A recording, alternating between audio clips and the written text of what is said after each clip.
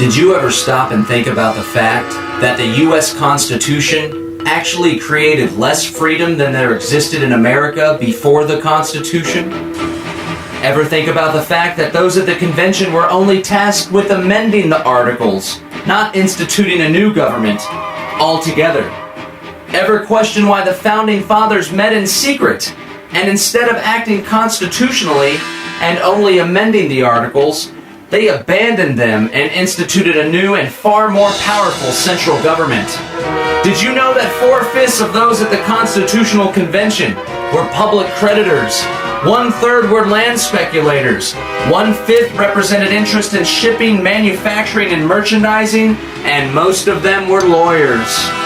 Did you know that at the time of the signing of the Constitution, less than 10% of the inhabitants of the American geographic landmass even had a say in how they were to be governed?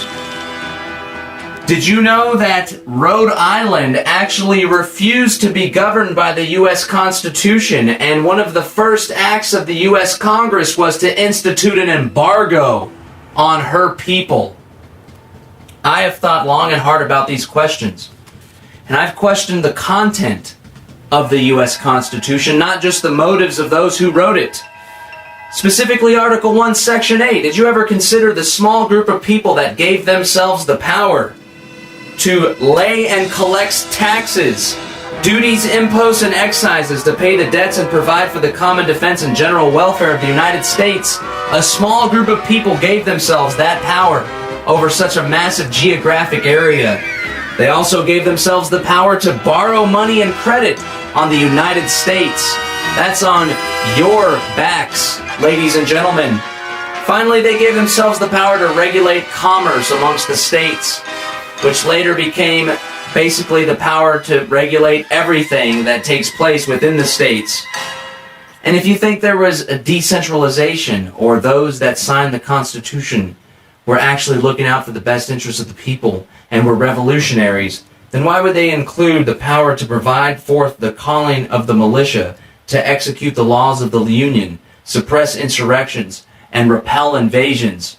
That's right, for those of you constitutional supporters, never forget the Whiskey Rebellion, in which George Washington, at the behest of the Secretary of Treasury Alexander Hamilton, murdered American citizens, simple Appalachian mountain men, for brewing whiskey, and some of them using it as a medium of exchange. Let us not forget Section 9 of the U.S. Constitution, Article 1, for those of you that are up in arms about the National Defense Authorization Act, which gives the President the power to suspend habeas corpus and lock up people indefinitely without habeas. Let us not forget that the Constitution gives the power to that small group of men in the U.S. Congress. Under Section 9, the privilege of the writ of habeas corpus shall not be suspended unless in cases of rebellion or invasion the public safety may require it. How do you define rebellion? I've questioned all these things, and you know what? I've come to the realization that the U.S. Constitution was nothing more than a tool of the few to live off of the many.